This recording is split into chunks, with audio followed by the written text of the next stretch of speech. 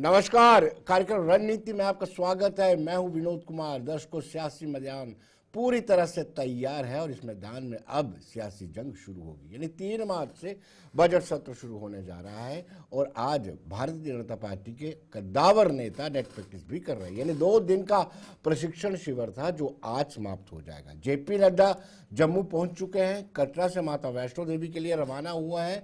दरबार में हाजिरी लगाने के बाद वो वापसी पर 4 बजे से लेकर के 6 बजे तक यानी 2 घंटे लगातार अपने सदस्यों को मुखातिब होंगे। फिर 2 मार्च यानी कल विधायक दल की बैठक होगी। विधायक दल की बैठक के साथ साथ जो कैबिनेट मीटिंग है वो भी होगी, जिसको चेयर करेंगे उमर अब्दुल्ला, और साथ साथ कांग्रेस की विधायक दल की भी मीटिंग होगी। यानी सुचारू रूप से संचालन हो, इससे पहले एक्सरसाइज की जा चुकी है।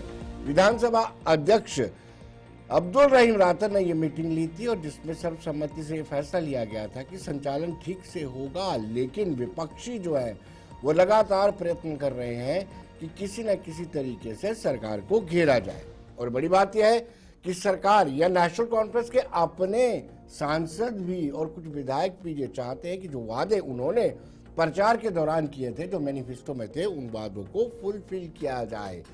और कांग्रेस के लिए सबसे बड़ी चुनौती है कि कांग्रेस हाउस के अंदर कैसी भूमिका निभाएगी। सवाल ये उठता है कि कांग्रेस ने नेशनल कॉन्फ्रेंस के साथ मिलकर के चुनाव लड़ा और मात्र 6 सीटें जीती। सबसे पुअर परफॉर्मेंस कांग्रेस का रहा है पिछले कई चुनावों को मिलाकर के देखा जाए। लेकिन अब 6 सदस्य चुनने के बाद वो सरकार का हिस्सा नहीं बनते, बाहर से समर्थन देते हैं और फिर बीच बीच में प्रेस कॉन्फ्रेंस करके ये भी कहते हैं कि जो वादे एनसी ने दृढ़ता के साथ किए थे, उन वादों में 370 भी आता है, मुफ्त बिजली भी आती है, सिलेंडर भी आते हैं, राशन की डिग्री दोहरी करना वो भी आता है। यानी बाहर से वो तंज भी कस रहे हैं और हाउस के अंदर क्या भूमिका रहेगी ये भी देखने को मिलेगी। यानी 3 मार्च को बजट सत्र जब शुरू होगा। उसके साथ पीसी की बात करें, अवामी इत्तेहाद पार्टी की बात करें या फिर सीपीआईएम की बात करें, पीपल्स डेमोक्रेटिक पार्टी की बात करें, पीडीपी, कोई भी हर कोर कसर नहीं छोड़ेगी कि किस तरीके से नेशनल कॉन्फ्रेंस को ग्रिल किया जाए और प्रयत्न किया जाएगा कि नेशनल कॉन्फ्रेंस पर लगातार हमलावर होगी। और शुरुआत उन्होंने कर भी दी है। शराबबंदी का बिल लाया है, डेली वेजर्स को लेकर के उन्होंने प्रस्ताव लाया है और साथ ही साथ उन्होंने ये भी कहा कि जिस जगह पर जो लोग बसे हुए हैं सरकारी लैंड पर, उनको मालिकाना हकूक दिए जाएं। बजट सत्र के कितना हंगामी होगा इस पर हम चर्चा करेंगे। जगदीप सिंह प्रवक्ता हैं कांग्रेस के, वो हमारे साथ जुड़ चुके हैं। जगदीप जी, आपका स्वागत है। जगदीप जी, आपका कैमरा थोड़ा ठीक नहीं है। विक्रम मल्होत्रा जी बीजेपी से प्रवक्ता हैं। विक्रम जी, आपका भी स्वागत है। एनसी से इमरान काजी हैं। इमरान, आपका भी स्वागत है। इमरान से शुरुआत करते हैं। बड़ी दिलचस्प बात है इमरान भाई, नेशनल कॉन्फ्रेंस के लिए बड़ी संकट की बात है कि उनके सांसद आगा साइद राहुला भी मुखालफत कर रहे हैं कि जो वादे आपने किए थे प्रचार के दौरान, उन वादों पे अमल नहीं हो रहा है। क्या कहेंगे आप? नहीं विनोद जी, ये मुखालफत नहीं है। ये जब पावर में कोई इंसान आता है उसको याद दिलाना जरूरी है कि जब हम इलेक्शन में गए थे हमने जो वादे लोगों से किए थे उनको फुलफिल करना बहुत जरूरी है। और डेफिनेटली ये एक चैलेंज भरा सेशन होने वाला है, इसमें कोई शक नहीं है।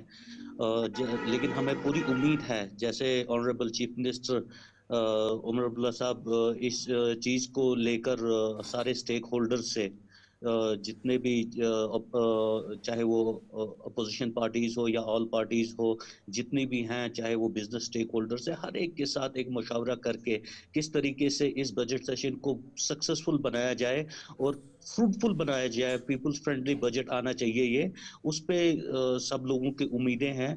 और सरकार की भी पूरी कोशिश रहेगी कि ये जो हमारा बजट एलोकेशन हुआ है उसमें कितने वादे हम पूरे कर सकते हैं जो हमने मैनिफेस्टो पे दिए है। और हमें पूरी उम्मीद है कुछ ना कुछ गुड न्यूज लोगों के लिए आएगी। जो मैनिफेस्टो में वादे थे उनमें से कुछ चीजों को पूरा इस बार किया जाएगा। काजी साहब, आपने तो कहा कि पूरी हमारे कोशिश पास रहेगी, लेकिन केंद्र सरकार की भी पूरी कोशिश रही। पहले ही उन्होंने 1200 करोड़ रुपया कम दिया है आपको। नहीं, यही तो है। देखिए, यही आपका कैपेबिलिटी और इंटेलिजेंस आपकी टेस्ट होती है कि कितने आप कम बजट में आप किस तरीके से सारी चीज़ों को सेटिस्फाई किया जाएगा, हर सेक्टर को टच किया जाएगा, और जिन चीज़ों को ज़्यादा ध्यान देने की ज़रूरत है उन चीज़ों को कैसे एनहांस किया जाएगा। यही आपकी कैपेबिलिटी टेस्ट होती है। और हमें पूरी उम्मीद है, जैसा कि इस बार खुद ऑनरेबल चीफ मिनिस्टर ने बजट पेश करना है, वो इतने सक्षम हैं और इतने इंटेलिजेंट और इंटेलेक्चुअल हैं कि वो इन सब चीजों पे खरे उतरेंगे। और मुझे उम्मीद है कि लोग अप्रिशिएट करेंगे उनको कि जिस तरीके से वो बजट को लाने जा रहे हैं, इंशाल्लाह। मोहसिन खान भी हमारे साथ जुड़े हैं, पीपल्स डेमोक्रेटिक पार्टी से ताल्लुक़ रखते हैं। मोहसिन जी, आपका भी स्वागत है। लेकिन विक्रम मल्होत्रा जी से जानना चाहूँगा, विक्रम जी, हर संभव प्रयत्न किया जाएगा, चाहे वो पीडीपी हो, पीसी हो, अवामी इत्तेहाद पार्टी हो, या कुछ नेशनल कॉन्फ्रेंस के मेंबर कुछ ऐसे रेजोल्यूशन लाएंगे जो आपकी विचारधारा से ताल्लुक़ नहीं रखते, यानी इत्तेफाक नहीं रखते हैं, तो उसमें आपके 28 विधायकों की क्या भूमिका रहेगी?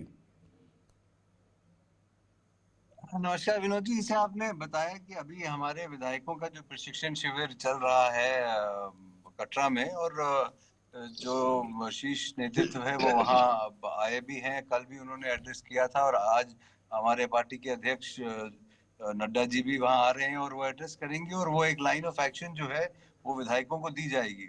देखिए, भारतीय जनता पार्टी का जहाँ तक सवाल है, हमारा जितना भी एजेंडा है वो नेशनलिस्ट एजेंडा है, और उस एजेंडा से कहीं भी इधर उधर जाने की बात ही नहीं है। और कोई भी ऐसा रेजोल्यूशन, कोई भी ऐसी सोच, कोई भी ऐसी बात जो कहीं ना कहीं निगेट करती है उस सोच को, जो जो राष्ट्रीय सोच के साथ मिलती है, उसका पुरजोर विरोध किया जाएगा, और हमारे एमएलए उसका विरोध करेंगे। उसके साथ साथ ये जो रीजनल पार्टीज हैं, आपको ये समझना चाहिए कि उनकी कहीं ना कहीं अपनी कुछ मुश्किलात हैं, उनकी एक कॉन्स्टिट्यूंसी है जिसको उनको एड्रेस करना होता है, और उसको एड्रेस करने के लिए कई दफा कुछ ऐसी बातें कही जाती हैं जो जो एक सर्टेन सेक्शन की कंजम्पशन के लिए होती है। तो वो उसको देखते हुए अभी बहुत जल्दबाजी होगी, जब तक कि ना बिल जो आ जाए असेंबली में पेश हो, और उसके बाद उस पर ज्यादा मुझे लगता है बेहतर रहेगा। और उसके साथ साथ नेशनल कॉन्फ्रेंस का जहां तक सवाल है, आप it is time to deliver, ये समय है आप उनको अपने बजट के माध्यम से, जो उन्होंने इलेक्शन लड़ते वक्त अपना मैनिफेस्टो बनाया था, उसकी बातें जो की थी, वो आज कहीं ना कहीं उसको आप धरातल पे उतारना और सामने लाना लोगों के, कि वो क्या लोगों को ऑफर करने जा रहे हैं। जो 200 यूनिट मुफ्त बिजली की बात थी, डेली वेजेस की रेगुलराइजेशन की बात थी, उसके साथ साथ जो पानी फ्री पहुंचाने की बात थी, और तमाम तरीके के वादे, जो पेंशन में बढ़ोतरी की बात जी, थी। तो बीजेपी नेशनल कॉन्फ्रेंस का जो मैनिफेस्टो था, उसको इन रियलिटी अब ट्रांसलेट करने का समय है, और वो जम्मू कश्मीर की आवाम उसको देख रही है कि किस तरह से ये करेंगे। चलिए जगदीप जी, आपकी भूमिका यानी कांग्रेस की भूमिका हाउस के अंदर थोड़ी कन्फाइंड हो जाएगी। आप सरकार का हिस्सा हैं, बाहर ही बाहर से सपोर्ट कर रहे हैं, लेकिन आप खुद को मानते हैं कि आप सरकार हैं। सरकार होने के बावजूद क्या आप आवाम की आवाज उठाना चाहेंगे कि नहीं? आप मांगेंगे कि 200 बिजली यूनिट मुफ्त मिलनी चाहिए, सिलेंडर मिलने चाहिए, मुफ्त पानी बिजली मिलना चाहिए? वो कैसे बोलेंगे आप? विनोद जी, आपका आभार। आपके दर्शकों का हार्दिक अभिनंदन। निश्चित तौर पर आप उस पार्टी से ये सवाल पूछ रहे हैं जो पहले से ही जनमानस के बीच है। ग्रास रूट लेवल पर जब हमने हमारी रियासत हमारा हक ये नारा देकर लोगों में एक अलख जगाने की कोशिश की, उस जागरूकता अभियान को नई दिशा दी, जो ये तय करेगा कि आपकी काबीना का आकार कैसे बढ़े, जो ये तय करेगा कि आपको वित्तीय मामलों में कितनी लिबर्टी मिलेगी, जो ये तय करेगा कि आपके अख्तियार एक सरकार के तौर पर कितने ज्यादा बढ़ेंगे। अगर हम उस पर बात कर रहे हैं तो निश्चित तौर पर ये जनमानस की बात। रही बात 200 यूनिट बिजली की, लोगों को सरकारी नौकरियां मुहैया करवाने की, या स्थायी अनुबंधित कर्मचारियों को नियमित करने, तो ये तमाम वो बातें हैं जिस पर निश्चित तौर पर कांग्रेस भी प्राथमिकता से बात करेगी। लेकिन हम पहला सवाल जो उठा रहे हैं कि जब आपके पास बिजनेस रूल डिफाइन नहीं, जब आपके पास एक यूटी के तौर पर वो तमाम अख्तियार हासिल ही नहीं जिनके जरिए आप बड़े फैसले ले सके, तो मुझे लगता है पहली समुचित और न्यायोचित मांग स्टेटहुड की है जिस पर हम बात कर रहे हैं। बाकी आपने खुद भूमिका में बताया जिस तरीके से 100 करोड़ के करीब की कटौती इस बजट में की गई, ये बताती है मोदी सरकार की नीयत को। ये चुगली करती है फाइनेंस कमिश्नर इस देश के तत्कालीन के उस बयान की जिसमें उन्होंने कहा, विक्रम भाई हमारे जरा कान लगाकर सुने, कि मोदी जी ने मना किया, फिर बोल रहा हूं, मोदी जी ने मना किया गैर भाजपाई प्रदेशों में कटौती करो, लेकिन उन्होंने नहीं की। ये इनकी नीयत है, कभी एजेंट बना के अपने गवर्नर्स भेज देने, कभी गैर भाजपाई प्रदेशों का बजट कम कर देना, कभी वहां की बनी बनाई सरकारों को, लोगों की चुनी हुई सरकारों को जबरन हॉर्स ट्रेडिंग करके तोड़ देना। यही ये करते आए हैं पूरे देश के अंदर। चलिए भी उम्मीद करता हूं कि विक्रम जी आपसे जानेंगे, लेकिन पहले मोहसिन जी के पास चलते हैं। मोहसिन जी, आपके पास तो खुलकर खेलने का मौका है, खोने के लिए कुछ भी नहीं है। 3 आपके पे विधायक हैं और 3 ही आपने ऐसे कंट्रोवर्शियल रेजोल्यूशन लाए हैं जिसमें कहीं ना कहीं सरकार फंस सकती है, जैसे शराबबंदी।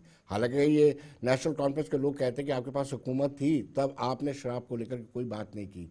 आपने लाया कि जिन लोगों पर, जो लोग जिन जगहों पर लोग बैठे हुए हैं उनको मालिकाना हकूक देने चाहिए, जो सरकारी लैंड है। डेली वेजेस को लेकर के भी आपने बड़े इंपॉर्टेंट बिल लाए हैं। क्या कहेंगे आप? खुलकर खेलने का मौका आपके पास है।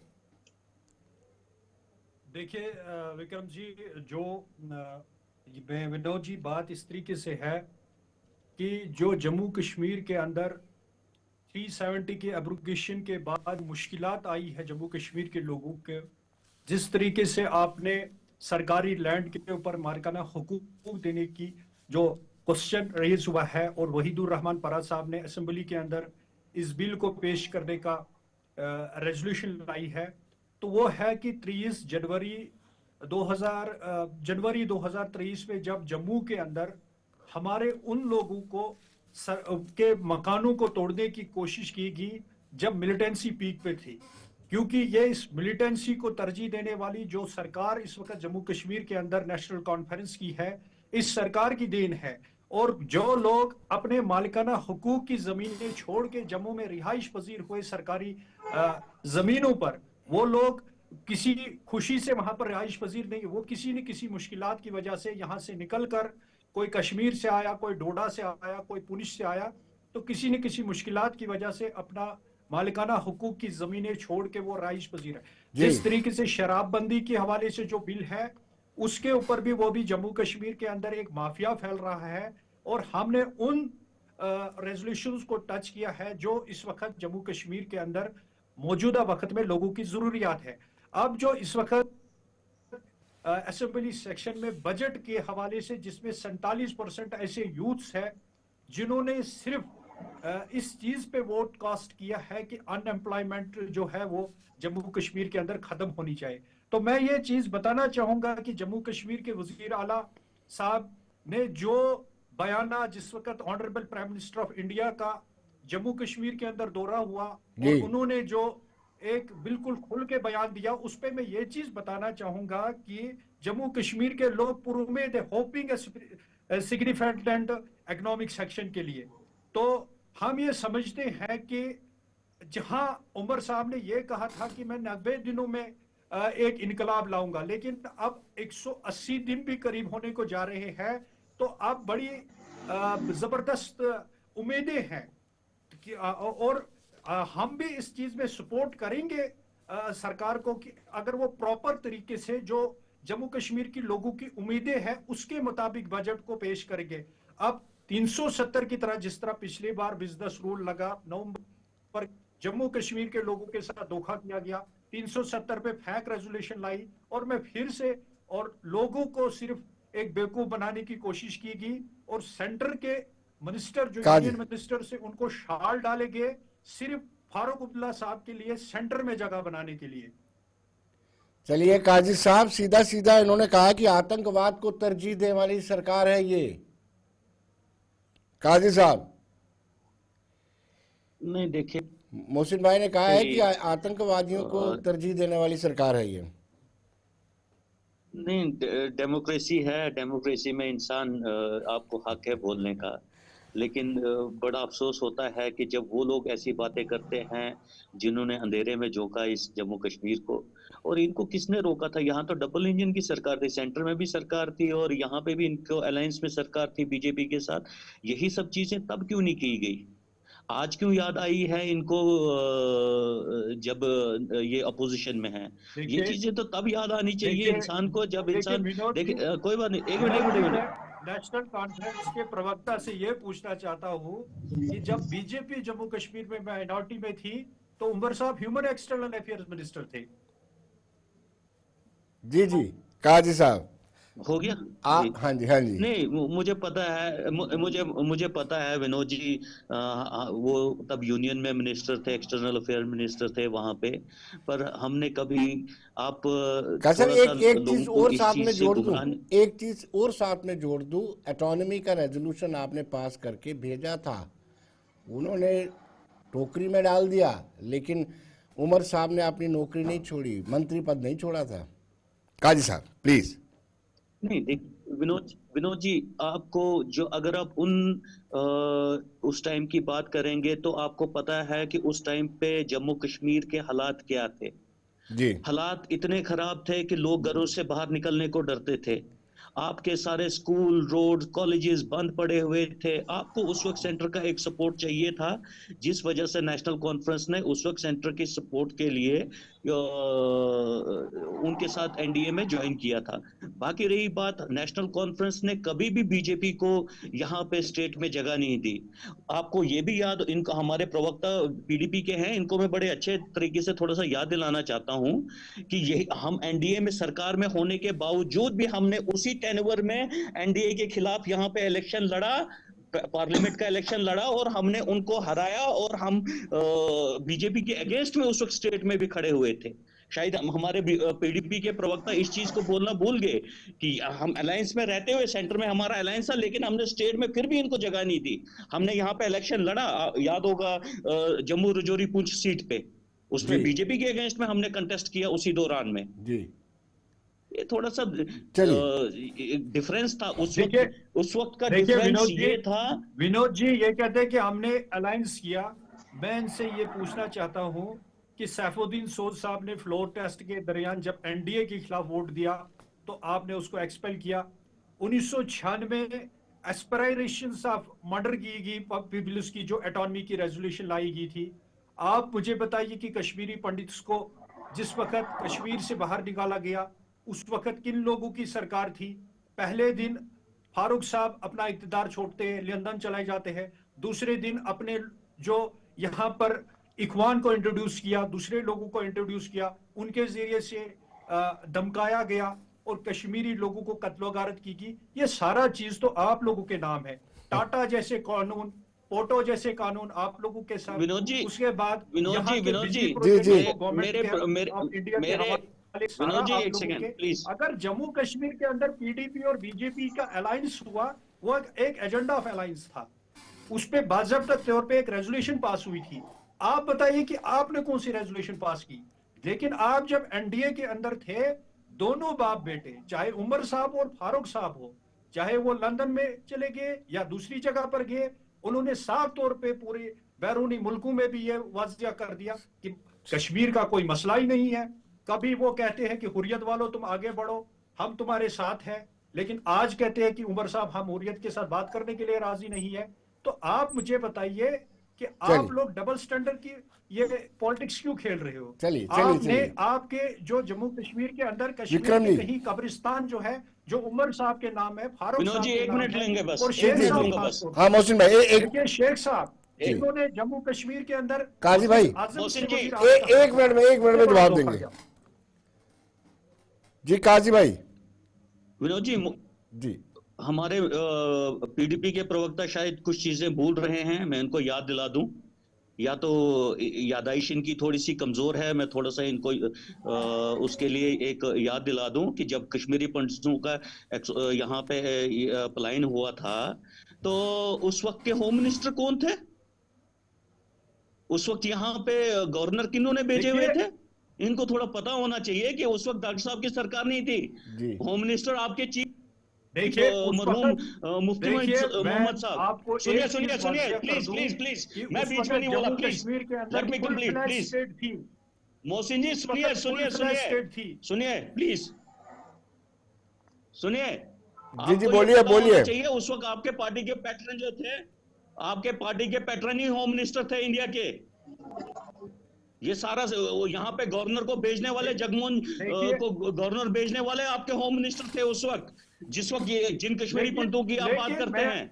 मैं क्या बात कर आपको रहे हैं आप आप? शायद इस बात को भूल रहे हो क्या कि मौजूदा मुझे नहीं वक्त में समझ आ जम्मू रहा है कश्मीर जो कि है यूनियन मतलब आप टेरिटरी इस है। वक्त लोगों को हम किस मान के तरीके से, चलते हैं कि इस लोगों वक्त जम्मू देखिए, कश्मीर के वजीर लोगों आजम को के पास उतने पीडीपी की पावर्स हिस्ट्री नहीं बड़ी है, अच्छे तरीके से लेकिन पता उस है। वक्त जम्मू पीडीपी क्यों कश्मीर फुल एग्जिस्टेंस में फ्लैज आई स्टेट थी। और क्यों अगर उसका आज जिनोसाइड हुआ खात्मा था, हो रहा देखिए है।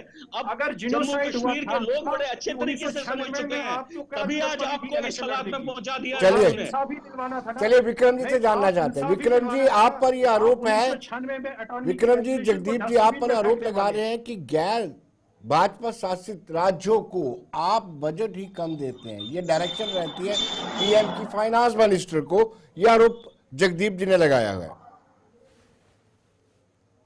देखिए विनोद जी, जगदीप जी जो डिबेट का मूल सेंस है ना, उसको हमेशा डाइल्यूट कर देते हैं, और वो स्टेटहुड की जो उनकी डिमांड है, एक उनकी फैसिनेशन है, उसी को हर एक डिबेट का मुद्दा बनाने की कोशिश करते हैं। मैं आपसे सिर्फ इतना कहना चाहता हूं कि ये बातें जो जगदीप जी बोल रहे हैं, वो उसका जिक्र आज तक जो हमारे स्टेट के चीफ मिनिस्टर हैं उन्होंने अभी तक जिक्र नहीं किया, उन्होंने उसके बारे में कंप्लेंट नहीं करी। और आपको शायद ये भी जानना जरूरी है कि इस बजट में ये जो बजटरी एलोकेशन जम्मू कश्मीर को की गई है, इसके अलावा देयर इज अ प्रोविजन कि हर स्टेट के लिए एक अलग बजटरी प्रोविजन की गई है, जो उसको आर्थिक सहायता के लिए उस स्टेट की या उस यूनियन टेरिटरी के लिए वो फंड्स अवेलेबल रहेंगे।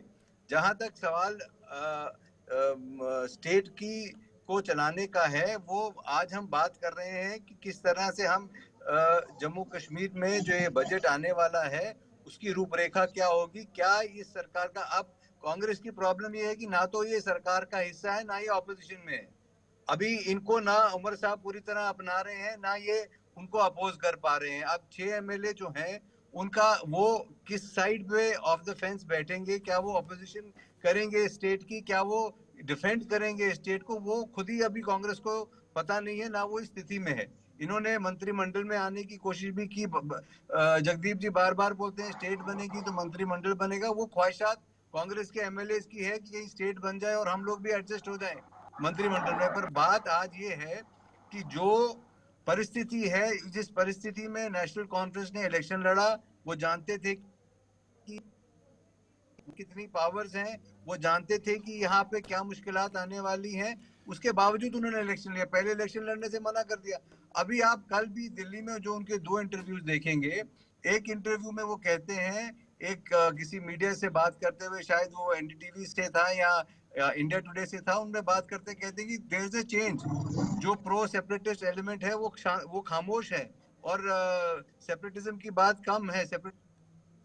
ही दिन वो कहते हैं कि ये ऑर्गेनिक नहीं है, ये इनऑर्गेनिक है। कल वो कहते हैं कि जो शांति है ये इनऑर्गेनिक है। जी तो अगर शांति किसी भी तरह से हो, ऑर्गेनिक हो या इनऑर्गेनिक हो, शांति बहुत महत्वपूर्ण है। और जिस तरह से पीडीपी के हमारे साथी ने बताया कि सबसे ज्यादा जो किलिंग्स हुई वो जब इनऑर्गेनिक, जब ऑर्गेनिक था सब कुछ, जब 100 से ऊपर लोगों को वहां कश्मीर में जो आज कब्रों के अंदर नौजवान है फायरिंग में मारे गए, वो नेशनल कॉन्फ्रेंस और उमर अब्दुल्ला की ज़ेर क़यादत मारे गए। तो आज अगर शांति है, उसको इनऑर्गेनिक या ऑर्गेनिक डेफिनेशन देना जरूरी मुझे लगता नहीं है। जरूरी है कि शांति है, और जी कई दफा आपको इनऑर्गेनिक तरीके से भी शांति क्रिएट करनी पड़ती है, बिकॉज ऑर्गेनिक तरीके से तो पिछले 70 साल से आप शांति क्रिएट करने की कोशिश कर रहे थे, तो जी, शांति तो हुई नहीं, लोगों की जाने तो जानी बाकी चलिए हुई। पर आज अगर शांति है तो उसको अप्रिशिएट करके नेशनल कॉन्फ्रेंस के लिए ये काम है कि वो आगे का रोड मैप दिखाएं, बताएं। और कांग्रेस की बहुत भूमिका जो है बहुत लिमिटेड है। 6 एमएलए, वो भी कश्मीर घाटी से और एक जम्मू राजौरी से, वो उनका रोल एज अपोजिशन भी कुछ बन नहीं रहा है और एज सरकार उनको own मुझे नहीं कर लगता है रही जगदीप अब जी मैंने से, लास्ट टाइम विक्रम जी, मुझे लगता है कहा जगदीप था जी कि से, वो पता जगदीप जी से आपको जवाब ले किस लेते साइड हैं। ऑफ द जगदीप भाई ये डिबेट कह रहे हैं कि आप अब जगदीप जी मेरे भाई हैं, उनके लिए बड़ा मुश्किल हो जाता है कि वो क्या करें, वो डिफेंड करें कैसे नेशनल डिफेंड कॉन्फ्रेंस करें। को या अपोज। जी जगदीप जी, विनोद जी, सवाल ये है कि आप विनोद सरकार जी, का हिस्सा है कि नहीं है, आप चाहते हैं स्टेटहुड मिले और आपके एटलीस्ट 3-4 मंत्री बन जाएं, ऐसा विक्रम जी का कहना है। विनोद जी, मैंने विक्रम भाई को बड़ी शालीनता से, बड़े संयम से सुना। वो भी अब आपको वो जरा संयम से सुनेंगे, आप अपनी बोलिए। पेटी बांध ले, क्योंकि गाड़ी में दिख रहे हैं, झटका लगेगा मेरी बातें सुनकर। पहली तो बात, जब विक्रम भाई बोलते हैं तो मुझे थोड़ा सा ना समझने में दिक्कत होती है, क्योंकि मुझे लगता है दर्जनों इंटरव्यूज मैंने इनके साथ किए हैं जब ये बतौर कांग्रेस बड़े नेता हुआ करते थे। तो अब जिस तरीके से मोदी जी का स्तुति गान कर रहे हैं तो मुझे समझने में दिक्कत हो रही है कि इनका कौन सेट क्या है। दूसरी बात, इन्होंने स्टेटहुड पे बात की, इन्होंने पहली बात ये कही कि जगदीप भाई जो है ये हर बार डिबेट को डिरेल कर देते हैं। भाई साहब, मैंने आपको क्या कहा?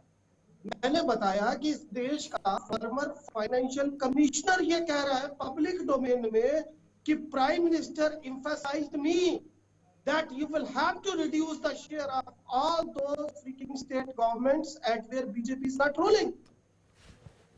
पहली तो ये बात मैंने बताई, ये कहां डिरेल किया। मैं वही बता रहा हूं कि जब बजट में कटौती कर दोगे आप, फिर आप पुलिस को दिए गए बजट को, जो कि पहले से होम मिनिस्ट्री के अंडर है, बजट के साथ जोड़कर पेश करने की कोशिश करोगे तो जनाब क्या कहा जाए। दूसरी बात, उसमें आप फाइनेंस बार बार ये बात कह रहे हैं साहब की हाजिरी, सुनिए ना, अब आप विक्रम जी थोड़ा सुनिए, मैंने आपको बड़े प्रेम से सुना। आप देखिए, ये बात बार बार कहते हैं कांग्रेस जो है वो सत्ता लोलुप में अंधी है, कांग्रेस जो है वो चाहती है उसके मंत्री बन जाए। आप मुझे एक बात बताइए, आपने आज इस चैनल पर बैठकर ये सुन लीजिए ना, अब 1 मिनट तो मांगा भाई, वो तो दे दीजिए मुझे। आज विक्रम भाई ने आपके चैनल पर बैठकर ये कहा कि गृह मंत्री अमित शाह एक झूठा व्यक्ति है, ये कहा इन्होंने। He is the liar. This is what he stated today. Because he is saying कि जब आप इलेक्शन लड़ रहे थे तब तो आपको पता था ये झूठी है। तो भाई साहब, तब आप ही के गृह मंत्री ने देश की सबसे बड़ी पंचायत में कहा था कि हम स्टेटहुड देने जा रहे हैं। मना कब कर रहे हैं जगदीप जी? अब अब भी कह रहे हैं अप्रोप्रिएट टाइम आएगा तब देंगे। मना कब किया है? देखिए विनोद जी, ये डिस्टॉर्ट करके बयान दे रहे हैं जगदीप जी। नहीं, आप पहले इस बात का जवाब होगा, राजनीति का नहीं है। और मुझे नहीं लगता कि ये एक ऑथराइज्ड स्पोक्सपर्सन इस तरह से बात करता है पार्टी का। आपको देखना चाहिए पार्टी में बुलाने से पहले कि आप किसको बुला रहे हैं, क्योंकि इस तरह की बात किसी का एट्रीब्यूट करना किसी को ऐसी बात, ये गलत बात है बिल्कुल। और बात जहां तक स्टेटहुड से जो फैसिनेशन है जगदीप जी की, वो बिल्कुल जाहिर होती है कि बार बार वो ये बोलते हैं बात बजट की। अगर आपके पास बजट के बारे में जानकारी नहीं है, क्या आप बजट के बारे में नहीं बोल सकते, तो you should not come to such a programme. आप बजट की बात कीजिए ना जी। आप स्टेटहुड की बात आ गया, स्टेटहुड पे तो डिस्कशन है नहीं। देखिए आप बजट, आप ही ने बोला ना बजट की जानकारी क्यों लड़ा, जो सरकार बिल ला रही है, जो सरकार के वादे हैं वो अमित शाह साहब ने कहा था स्टेटहुड दे देंगे, इसलिए लड़ा भाई। नहीं पर तो आप विनोद जी, आज क्या चर्चा स्टेटहुड की हो रही है? नहीं, आज बजट सत्र पे चर्चा हो रही है। आपने तो 2 करोड़ नौकरियां भी आज बजट सत्र की चर्चा है या स्टेटहुड की चर्चा है? एटलीस्ट द स्पोक्सपर्सन जो नेशनल पार्टी के स्पोक्सपर्सन है, आपको ये तो पता होना चाहिए कि चर्चा किस मुद्दे पे है। बताइए जनाब, यही अमित शाह साहब ने जिन्होंने कहा ये तो जुमले हैं, तो ये जुमलों की सरकार चल रही है, तो बराए मेहरबानी एक स्टैंड रखिए। बजट में आपने कटौती की, ये सच है। आपने स्टेटहुड का वादा देकर अब आप कह रहे हैं एप्रोप्रिएट टाइम के बजट की बात कीजिए। आप कहीं इतना ही नहीं, आपको तो अभी मुझे लगता है नेशनल कॉन्फ्रेंस ने अपनी मीटिंग में भी कांग्रेस मोहसिन खान, जो कल मोहसिन भाई, एनसी वालों ने यहाँ पर आरोप लगाया कि जी बोलिए। देखिए सर, जो डिबेट का विषय है वो है बजट के हवाले से, और जो सेक्शन लगने वाला है, तो बजट सत्र जिस प्रकार से हमने भी ग्राउंड लेवल की पे लोगों से बात की और लोगों से जो जायजे लिए, उसके मुताबिक ये है कि ये आने वाले टाइम में जो डिबेट है ये एक चैलेंजिंग डिबेट है।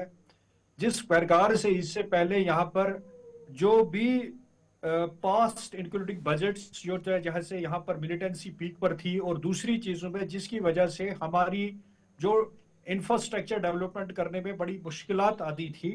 तो मैं पार्टी की तरफ से भी यही समझूंगा कि वहां पर हम जो लोगों के एस्पिरेशंस के मुताबिक अगर बजट को लाया गया तो हमारी जमात का भरपूर सपोर्ट होगा, और अगर लोगों की एस्पिरेशंस के मुताबिक नहीं लाया गया तो कॉन्स्टिट्यूशन का एक फंडामेंटल राइट है हमारे को अपोजिशन करने का, जिसमें चाहे एम्प्लॉयमेंट जनरेट करना, स्किल्ड अनस्किल्ड हो, या इंफ्रास्ट्रक्चर डेवलप करना, या चाहे ब्रिजेस के हवाले से रोड्स का इंफ्रास्ट्रक्चर। तो मैं समझता हूं कि बड़ी कड़ी नजरें हैं लोगों की इस बजट पे, और खास तौर पे एक चैलेंजिंग है क्योंकि 370 की एब्रोगेशन के बाद जो 2024 में यहाँ पर इलेक्शन असेंबली के हुए और यहाँ से जो चुने हुए विधायक हैं उन पर बड़ी उम्मीदें है अपनी अपनी कॉन्स्टिट्यूंसी में लोगों को कि जो भी वहाँ की मुश्किलात है, और मैंने पहले ही इस डिबेट की शुरुआत में कहा कि जो हमारी एजेंसीज है उनके मुताबिक 47% यह सर्वे किया गया है कि जिसमें हमारे पढ़े लिखे नौजवान, जिसमें मैं आपको बताऊंगा कि जिसमें 1 लाख के करीब ऐसे जम्मू कश्मीर के अंदर नौजवान हैं जो ग्रेजुएट है, पोस्ट ग्रेजुएट से, जिन्होंने हाई क्वालिफाइड डिग्रियां हासिल करके वो घरों में बेरोजगार है। तो मैं समझता हूं कि उमर साहब उन लोगों की उस चीज को मद्देनजर रखकर वो चीज ध्यान में रखेंगे कि जब वो कुर्सी हासिल करने के लिए लोगों के सामने टोपी फैला रहे थे, तो मैं समझता हूं कि शायद वो इस बात का एहसास करेंगे कि जिस तरीके से उनको कुर्सी की भूख थी, इसी तरह से वो नौजवानों की भी भूख समझेंगे कि वो भी सरकारी नौकरी के लिए तड़प रहे हैं। हमारे वोकेशनल टीचर्स है, कैजुअल लेबर। इमरान भाई, ताश तो मिला है लेकिन कांटे बड़े हैं। लोगों की एस्पिरेशंस को आपने जगा दिया है। एक लंबे अंतराल के बाद चुनी हुई सरकार आई है और आपसे उम्मीदें बहुत ज़्यादा हैं और आपके पास पैसा कम है, आर्थिक तौर पर आप कमज़ोर हैं। ये बहुत बड़ा चैलेंज है। देखिए विनोद जी, सबसे पहले तो मैं बहुत शुक्रिया अदा करता हूँ पीडीपी के प्रवक्ता का, जिन्होंने एक आंकड़े यहाँ पे दिए कि एक एजुकेटेड सेक्टर ने सबने उमर अब्दुल्ला साहब की के वादों को जो इलेक्शन में किए गए उनको पसंद किया और उनको उस अगेंस्ट में वोट दिया गया। तो कम से कम इनको भी ये समझना चाहिए कि लोग समझते हैं कि जब भी जम्मू कश्मीर किसी मुश्किलात में आता है तो उस वक्त एक ही तंजीम है यहाँ पे, नेशनल कॉन्फ्रेंस, जिसने पहले भी इस मुश्किलात से जम्मू कश्मीर को बाहर निकाला है और आगे भी ही लोग हैं जो यहाँ से इसको बाहर निकाल सकते हैं, कोई शक नहीं है। नेशनल कॉन्फ्रेंस के जनाब एक second please please please please यार विनोद जी, प्लीज बजट के हवाले से बताइए कि विनोद जी प्लीज, क्या है स्टैंड। मैं कर रहा हूं, बात कर रहा हूं, मैं आपके बीच में नहीं बोलता, please Vinod ji, I don't want to participate like this, मैं बीच में नहीं बोलता। चलिए मोहसिन भाई दे रहे हैं जवाब, मोहसिन भाई दे रहे हैं जवाब। इमरान भाई सुन तो लीजिए यार कम से कम। चलिए चलिए बोलिए। बोलते हैं हम बड़े पेशेंटली आपको सुनते हैं, आपके सवालात को लेते हैं। काजी साहब चलिए, पेशेंस रखना चाहिए सुनने का। चलिए इस तरीके से चलिए काजी भाई बोलिए, आप बोलिए। आप मैं विनोद जी, मैं पहले भी बोल चुका हूं जी, देयर इज नो डाउट बहुत सारी चैलेंजेस हैं, बहुत सारी चैलेंजेस है, फाइनेंशियल चैलेंज है, पॉलिटिकल चैलेंज है, हर एक चीज को इस वक्त किस तरीके से हैंडल करना है। And there is only one man, he is mister Omar Abdullah who can handle this situation. और बजट आने दीजिए, मैं आपको गारंटी देता हूं कि उसके बाद आप पीडीपी के प्रवक्ता को बोलेंगे, क्या आप उम्मीद करते थे कि इतने छोटे से बजट में आप इतना कुछ कर पाओगे? बजट आने तो दीजिए, हाई बजट को पेश तो होने दीजिए।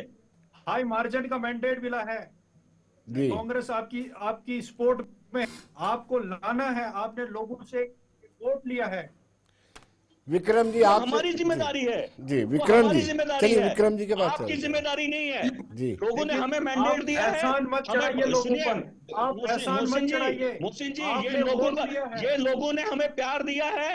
लोगों को पता है कि जिस पार्टी को उन्होंने विश्वास जताया है वो उसमें कामयाब जरूर होंगे। समझा रहे हैं, लोगों ने आपको प्यार दिया है, अब उसको निभाइए। प्यार बिल्कुल, हम प्यार वापस कीजिए, हम निभाएंगे इंशाल्लाह। हमें विक्रम पता जी है। सवाल ये है कि 5 जी। अगस्त 2019 के बाद ये पहली मर्तबा चुनी हुई सरकार आ रही है और मुझे लगता है कि ये लंबा सत्र भी है। बजट सेशन, पहला सेशन बड़ा कन्फाइंड सा था, उसमें भी एक रेजोल्यूशन पास हो गया जिसमें ये कहा गया कि विशेष दर्जा। अब इस सेशन में कुछ ऐसा ना हो, मुझे लगता है कि इसलिए भाजपा के 28 के 28 विधायकों को बड़ी सतर्कता से काम करना पड़ेगा। क्या ये जो प्रशिक्षण शिविर है वो भी इसी का हिस्सा है या ये रूटीन में है? नहीं, बिल्कुल विनोद जी, चूंकि ये पहला, आपने बिल्कुल सही कहा कि 370 हटने के बाद, उस अगस्त के बाद, 19 अगस्त के बाद ये पहला बजट सेशन है। पहला सेशन छोटा था और ये प्रशिक्षण शिविर जो है वो भी कहीं ना कहीं पार्टी की लाइन लेजिस्लेटर्स तक पहुंचाने के लिए और सेंट्रल लीडरशिप की जो लाइन है उसको पहुंचाने का भी एक हिस्सा उस शिविर का है। और चूंकि बहुत सारे विधायक जो हैं वो फर्स्ट टाइम एमएलएज हैं, इसलिए उनका भी ओरिएंटेशन प्रोग्राम है। और जिस तरह से पार्टी की लाइन के साथ अपने आप को हाउस के अंदर कंडक्ट करना है, उसकी भी चर्चा इस शिविर में जरूर होने जा रही है। और जैसे हमारे एनसी के प्रवक्ता ने कहा, एक बात तो हमको माननी पड़ेगी कि जो मैंडेट इस दफा लोगों ने नेशनल कॉन्फ्रेंस को दिया है और वो उन पे विश्वास जता के बाकी पार्टीज को रिजेक्ट किया है, उसी तरह से जम्मू खित्ते में जो मैंडेट भारतीय जनता पार्टी को दिया गया है उससे दोनों पार्टीज का रोल जो है वो बहुत अहम बन जाता है। बीजेपी का एक ऑपोजिशन पार्टी होने के नाते कि वो डिफेंड करे नेशनलिस्ट पॉलिसीज को, और नेशनल कॉन्फ्रेंस का कि वो डिलीवर करे, क्योंकि बहुत देर से लोग, बहुत सारे मुद्दे हैं, समय लग जाएगा अगर सबको हम गिनने लगेंगे, पर जो मेन मुद्दे जो हैं जिनका वादा भी नेशनल कॉन्फ्रेंस ने लोगों को किया था, लोगों ने उन पे एतबार किया और उनको भारी बहुमत से जिताया। तो आज समय ये है कि उन लोगों को ये लगना चाहिए कि हमारी सरकार एस्केपिज्म और बहानेबाजी से अब बात नहीं बनेगी, कहीं ना कहीं डिलीवर करना पड़ेगा नेशनल कॉन्फ्रेंस को लोगों की उम्मीद पे। और हम अगला जब प्रोग्राम करें, जब ये बजट पेश हो चुका हो, तो हम एक बेहतर स्थिति में होंगे ये देखने के लिए कि नेशनल कॉन्फ्रेंस ने अपने इन्हीं रिसोर्सेज के साथ जो फाइनेंशियल पोजीशन स्टेट की यूनियन टेरिटरी की है उसको देखते हुए क्या बजट में एलोकेशन की है और किस तरह से बजट को निभाने की कोशिश की है। जगदीप जी, आई एम ऑडिबल? हाँ बिल्कुल। जगदीप जी, आपसे जानना चाहूंगा कि 3 जो रेजोल्यूशन या bill, private member bill PDP ला रही है, जिसमें एक तो शराबबंदी वाला है, एक दूसरा आपका डेली वेजर्स वाला है, तीसरा आपका जिस जमीन पे बैठे हैं आप सरकारी जमीन पे उसका मालिकाना हकूक, उस पर आपका क्या रुख रहेगा जगदीप जी? कांग्रेस का एक क्या? बात पहले मैं स्पष्ट कर दूं कि जहां तक शराबबंदी की बात है, मैं आप ही के मंच से कह चुका हूं, तो हम भाई दोबारा से सुन लें। भाजपा कम से कम शराबबंदी के बिल को किसी भी तरीके से लागू नहीं होने देगी, क्योंकि फिर इनका जीतना मुश्किल है। तो ये तो जग विदित बात है। अब आ जाते हैं दूसरे अरे स्टेट में वो आपसे स्टेट पूछ शब्द रहे हैं, जो आपका है क्या मुझे इस स्टैंड है? पे आप अपना ऐतराज है। स्टैंड तो बता दो। अरे विक्रम भाई, मैं वीडियो आप दिखा अपनी दूंगा मेरी बात कॉन्स्टिट्यूएंसी का। कांग्रेस पार्टी की। आपके लोग डंडे झंडे शराब की गाड़ियों में भरकर लोगों को लेकर जाते हैं, उनको पकड़े गए। आप सपोर्ट करेंगे जगदीप जी? आप पीडीपी के इस बिल को सपोर्ट करेंगे? मेरा सवाल ये था, पीडीपी के बिल को सपोर्ट करेंगे? तो होगी नहीं, वो छोड़ दीजिए।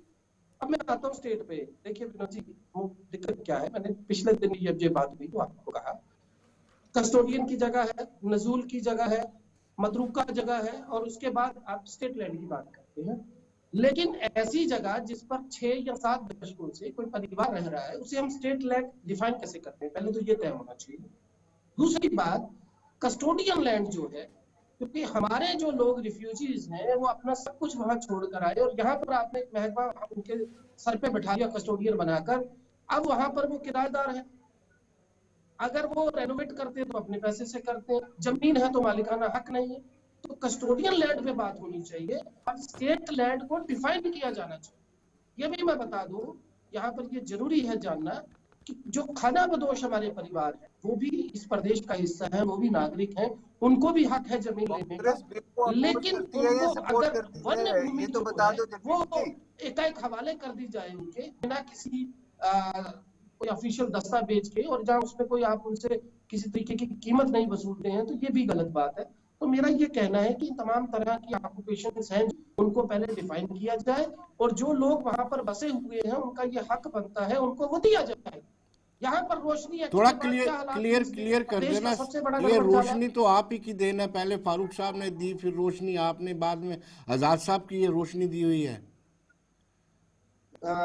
विनोद भाई, मुझे लगता है विनोद सर आप भी उस प्रेस कॉन्फ्रेंस में थे जब भगत शर्मा साहब बगल में बैठे हुए थे गुलाम नबी आजाद साहब के, और पीटीआई के हमारे एक बड़े पुराने वेटरन जर्नलिस्ट है, उन्होंने सवाल पूछा था, उसी प्रेस कॉन्फ्रेंस में पूछा था।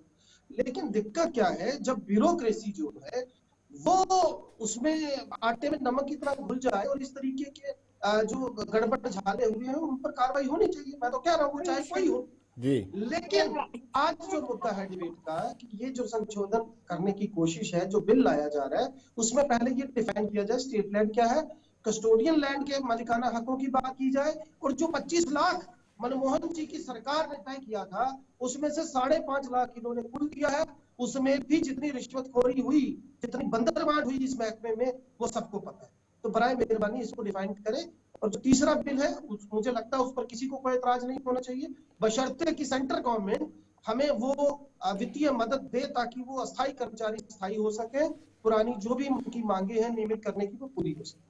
जी मोहसिन भाई, ये आरोप लगता है आप पर कि आपने कस्टोडियन का जिक्र नहीं किया इस बिल में। जिनके पास कस्टोडियन की जमीन है 2.5 मरले 3 मरले, उन पे भी तलवार लटक रही है, उनका भी नाम बीच में जोड़ देते हैं कि उनकी भी मालिकाना हकूक दिए जाने चाहिए।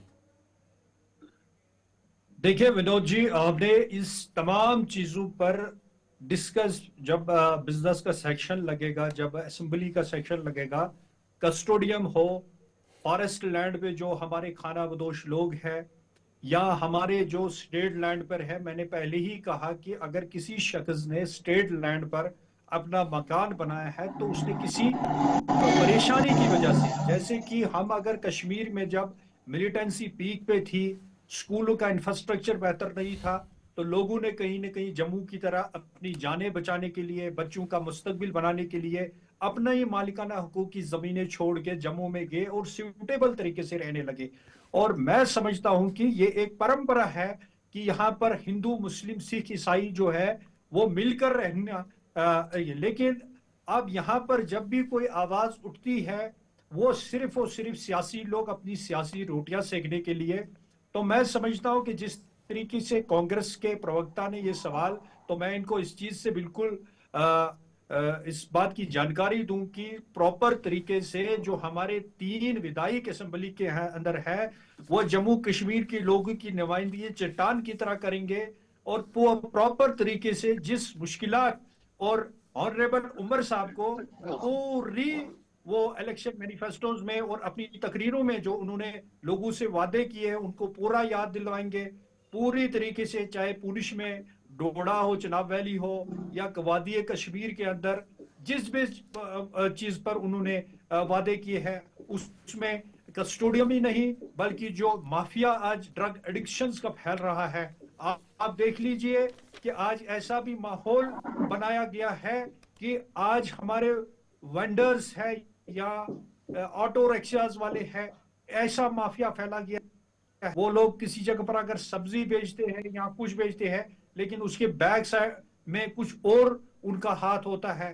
तो इस सारी चीजों पर हमारी जमात जो है डिस्कस करेगी, क्योंकि हमने जब जब इक्तदार संभाला तो हमारी एक हिस्टोरिकल हिस्ट्री रही है। हमारी जमात ने 2014 में 15 में सरकार बनाई, हमने फास्ट ट्रैक रिक्रूटमेंट्स किए और हाई लेवल पे लोगों को एम्प्लॉयमेंट्स दी। हमने 2002 में सरकार बनाई तो इंडो पाक रिलेशंस, मुजफ्फराबाद रोड, जहां की हमारी सरकार में हमने एक ऐसा माहौल बनाया जहां ये आरोप भी लग रहे हैं, जहां उस वक्त के वजीर मोहसिन भाई, क्रॉस एलओसी ट्रेड, वाजपेयी साहब का भी क्रॉस एलओसी ट्रेड को बंद जी। क्यों किया गया था? उसके माध्यम से कहीं ना कहीं पैसा भी आ रहा था, हथियार भी आ रहे थे। देखिए आप तो उसको उपलब्धि जब मानते जम्मू हैं कश्मीर के अंदर जी। हमने एक अच्छा पीसफुल एटमॉस्फेयर बनाया था, लेकिन जब 2008 में नेशनल कॉन्फ्रेंस और कांग्रेस की सरकार बनी तो नेशनल कॉन्फ्रेंस ने फिर से पिछला वो सिस्टम शुरू कर दिया, और 2010 में जब उमर साहब से सवाल किया गया कि आपके दादा की जो देन है पीएसए को हटाइए यहां से, तो उन्होंने इनकार कर दिया। लेकिन जब इलेक्शन का टाइम आया तो उन्होंने कहा कि मैं पीएसए को हटाऊंगा।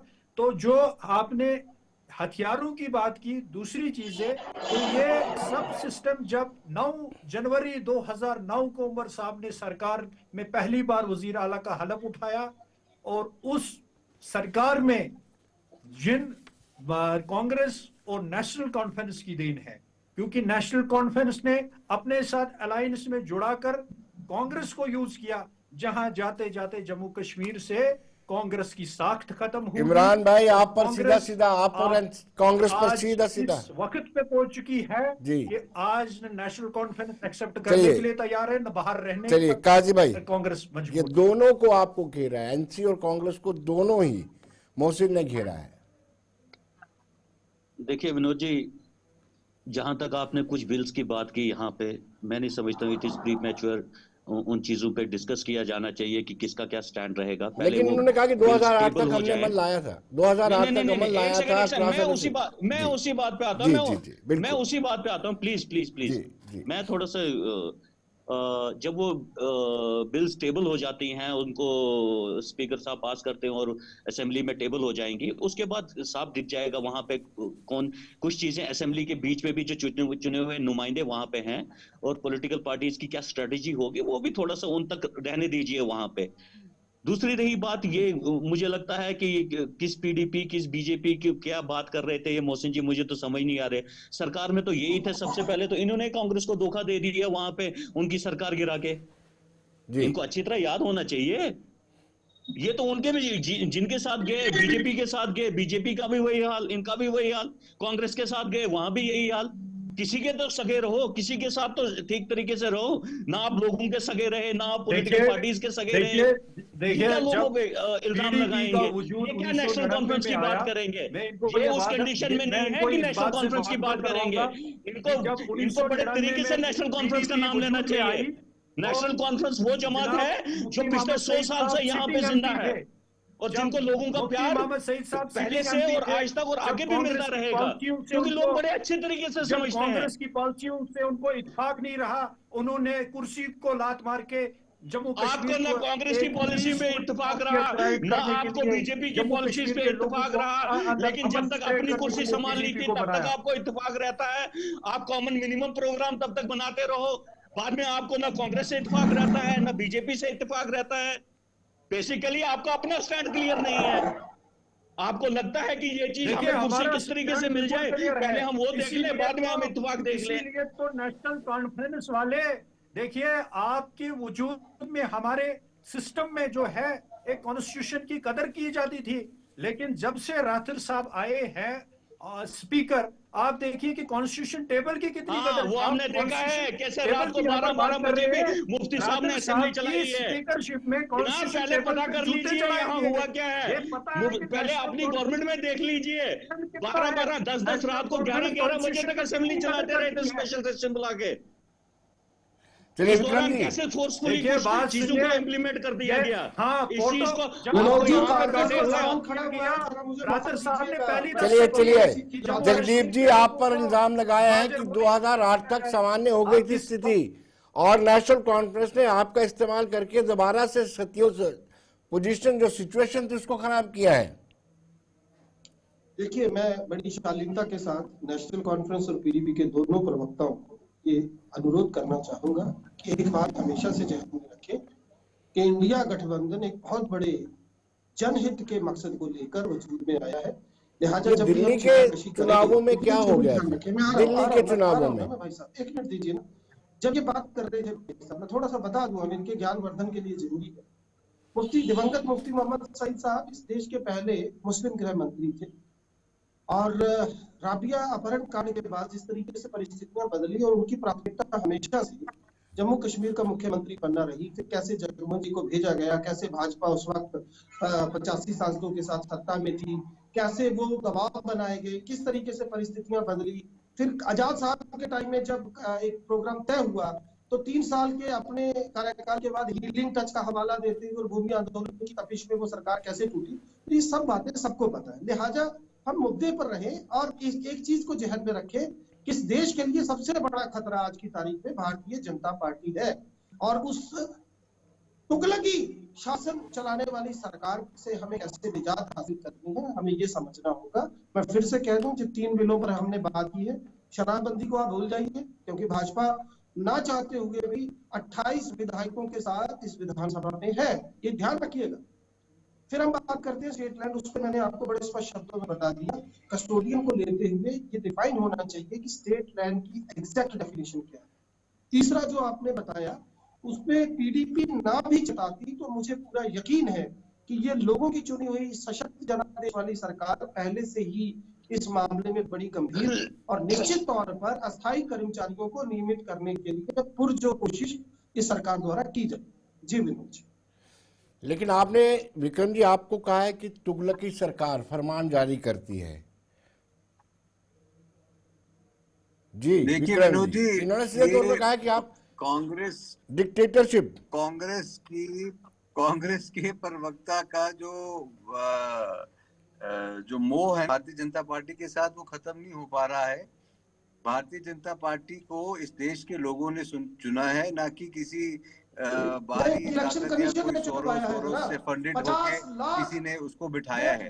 यहाँ पे लोगों ने चुना है। और रिसेंटली दिल्ली में आपके सामने एक एग्जाम्पल, जगदीप जी भी पहले आम आदमी पार्टी का हिस्सा रहे हैं और उनकी वो जो आम आदमी पार्टी का हिस्सा रहने के बाद जिस तरह से आम आदमी पार्टी को उखेड़ फाड़ फेंका है, वो कांग्रेस के 67 इतनी इन लोगों की हिम्मत है कि 70 में से 67 एमएलएज के डिपॉजिट फोरफीट हो गए, जमानत जब्त हो गई।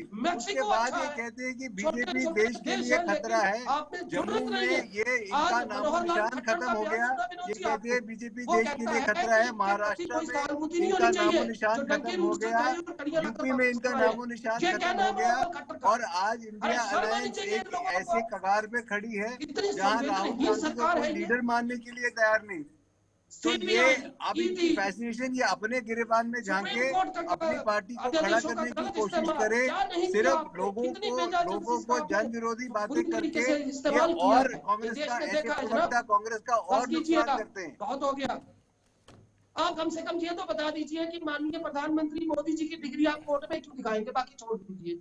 आप डिग्री पूछने वाले कौन होते हैं? देश मोदी जी को विश्वास जता रहा है, पूरी दुनिया विश्वास जता रही है। काजी साहब, ये इंडिया ब्लॉक क्या एग्जिस्ट करता है? मैं काजी साहब से जानना चाहता हूँ, इंडिया ब्लॉक क्या JNK में एग्जिस्ट करता है? काजी साहब, विनोद जी, मैं गुजारिश करूंगा सारे प्रवक्ता से, 1 मिनट वक्त की भी कमी है बहुत, मैं 1 मिनट लूंगा प्लीज। जगदीप जी को दिल्ली का प्रवक्ता बनवाना चाहिए जहां वो बात कर सके। जी काजी साहब। विनोद जी, इंडिया ब्लॉक कल भी जिंदा था, आज भी है और जम्मू कश्मीर में भी एग्जिस्ट करता है, इसमें कोई शक नहीं है। हम कल भी कांग्रेस के साथ खड़े थे, आज भी कांग्रेस के साथ खड़े हैं। हमारी लड़ाई या किसी मिनिस्ट्रियल बर्थ के लिए नहीं है।